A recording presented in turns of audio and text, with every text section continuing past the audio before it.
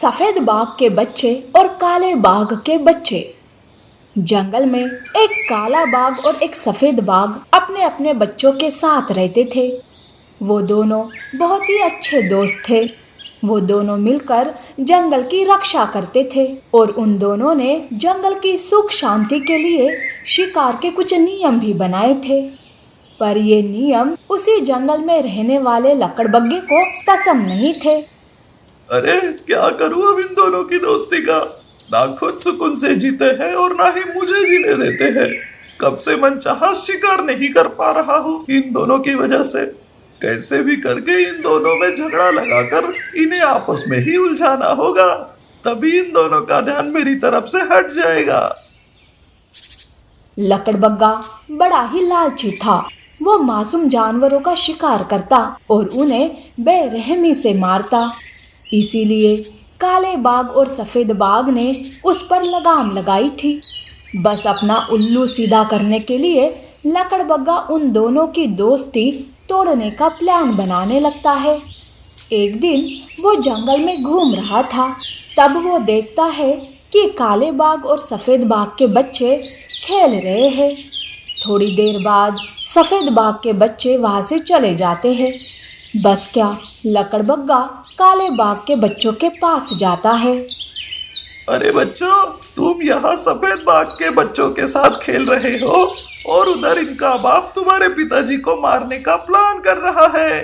ऐसा नहीं हो सकता लकड़बग्गे, वो दोनों अच्छे दोस्त हैं। अरे दोस्ती के आड़ में सफेद बाघ ही तुम्हारे पिता को मार देगा और सारे जंगल पर खुद अकेला राज करेगा। अरे बच्चों, यही तो उसका प्लान है। वो सफेद बाघ और उसके बच्चे बड़े मतलबी हैं। सफेद बाघ किसी भेड़िए के हाथों तुम्हारे पिता को मारने वाला है। मेरी बात मानो बच्चों और अपने पिता की जान बचाओ। लकड़बग्गा ऐसे नाटक करता है कि बच्चों को उसकी बातों पर विश्वास हो जाता है। बच्चे घर जाकर काले बाघ को सब बता देते हैं। तब काला बाघ बात की छानबीन करने के बजाय उस बात पर विश्वास करता है और बच्चों के साथ सफेद बाघ के पास जाता है। वाह मेरे दोस्त वाह, तू अकेला इस जंगल पर राज करना चाहता है। आज से तू मेरा दोस्त नहीं दुश्मन है। आज से तेरा मेरे बच्चों से या फिर मुझसे कोई नाता नहीं। ये तू क्या अनाप शनाप बोल रहा है। देख, तू मुझ पर झूठा इल्जाम मत लगा। मेरे इरादों पर शक मत करो। वो दोनों एक दूसरे को समझाने के बजाय इस बात पर झगड़ा करने लगते हैं। इतना ही नहीं बल्कि बच्चे भी आपस में झगड़ा करने लगते हैं और ये सब देखकर लकड़बग्गा बहुत ही खुश हो जाता है। मेरी लगाई हुई आग बराबर लग गई। अब ये दोनों आपस में झगड़ा करते रहेंगे और मैं मजे से शिकार करता रहूंगा। इस तरह से लकड़बग्गे का प्लान कामयाब हो जाता है।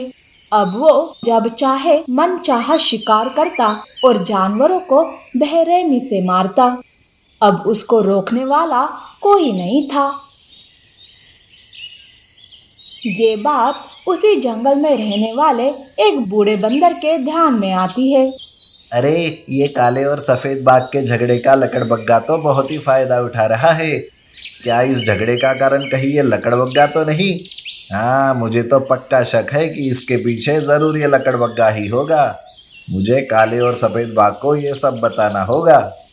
बंदर तुरंत सफेद बाघ और काले बाघ को किसी बहाने से तालाब किनारे बुलाता है।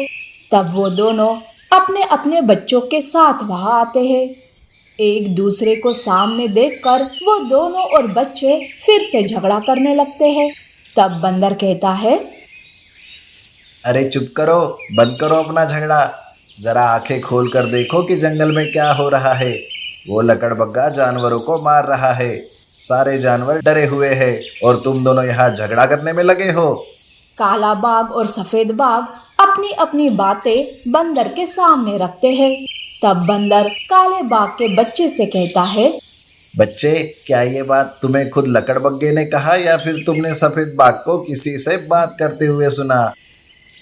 नहीं नहीं, मैंने किसी से नहीं सुना। ये तो मुझे लकड़बग्गे ने बताया था। देखा, ये सब लकड़बग्गे की चाल है। तुम दोनों ने एक दूसरे पर शक करने से पहले बात की छानबीन करनी चाहिए थी। चलो, अब जो हुआ सो हुआ, अपना झगड़ा मिटाओ और उस लकड़बग्गे को सबक सिखाओ। काला बाघ और सफेद बाघ और उनके बच्चे भी एक दूसरे से माफी मांगकर गले लग जाते हैं। काला बाघ और सफेद बाघ तुरंत लकड़बग्गे के पास जाते हैं। उन दोनों को एक साथ देखकर लकड़बग्गा तो डर ही जाता है। वो वहां से भागने की कोशिश करता है, पर वो दोनों लकड़बग्गे को पकड़कर मारने लगते हैं। इतना मारते हैं कि उसकी जान ही चली जाती है। अब फिर से जंगल पर खुशियां छा जाती है। काला बाघ और सफेद बाघ फिर से एक हो जाते हैं और अपने अपने बच्चों के साथ खुशी से रहने लगते हैं। शेर और भैंस के सींग। एक घना जंगल था।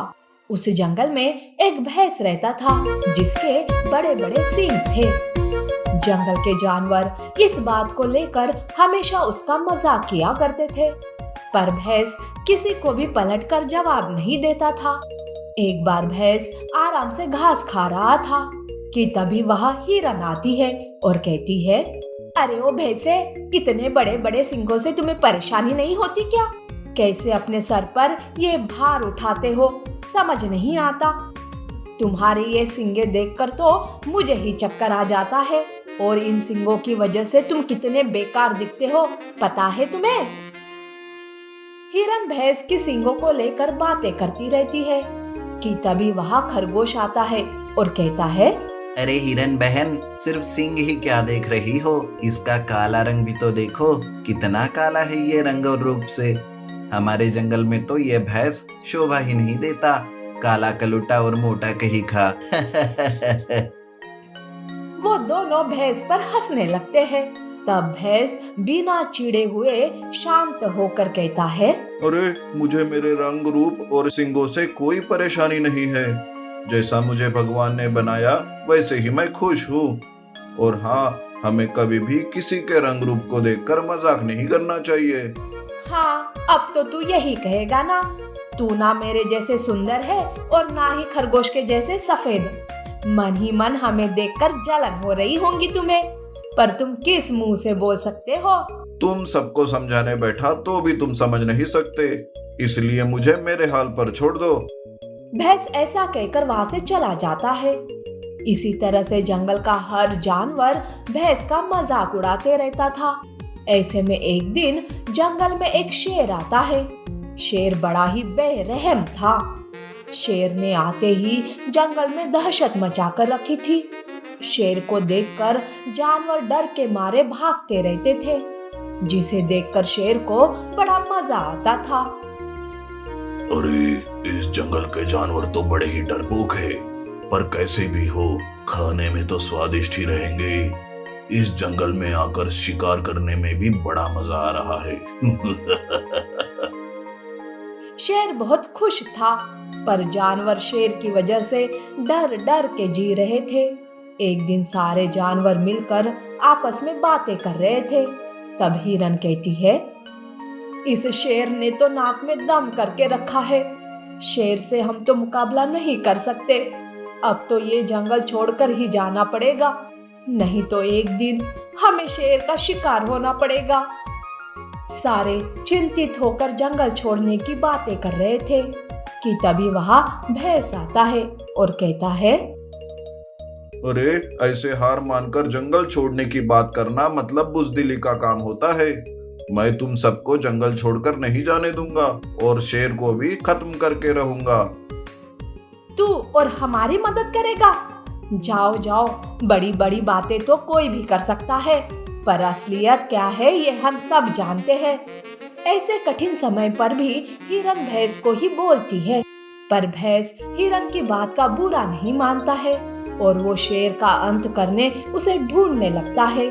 थोड़ी देर के बाद भैंस शेर को सुअर का पीछा करते हुए दिखाई देता है। तब भैंस शेर के सामने आकर उसे रोकता है। तब शेर कहता है, अरे मोटे काले भैंसे, दूर हो जा मेरी नजरों से। मेरा शिकार कहीं तुम्हारी वजह से दूर न चला जाए। अब बस बहुत हो गया और नहीं, तुम्हारा आखिरी वक्त आ ही गया समझो। तब शेर और भैंस में लड़ाई शुरू हो जाती है। लड़ाई में भैंस अपनी बड़ी बड़ी सींगों से शेर को चीर कर रख देता है और शेर का अंत हो जाता है। ये सब देखकर सारे जानवर खुश हो जाते हैं और उन्हें उनकी गलती का एहसास भी हो जाता है।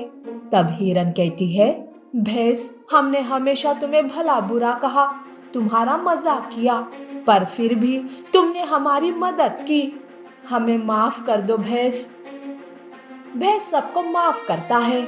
शेर का अंत होने से फिर से जंगल में खुशियां छा जाती है। सारे भैंस के साथ अच्छे से बर्ताव करने लगते हैं और सब खुशी से रहने लगते हैं। इसीलिए कहते हैं कि हमें कभी भी किसी के रंग रूप का मजाक नहीं उड़ाना चाहिए, बल्कि जो कुछ हमें भगवान ने दिया है उसका आदर करना चाहिए।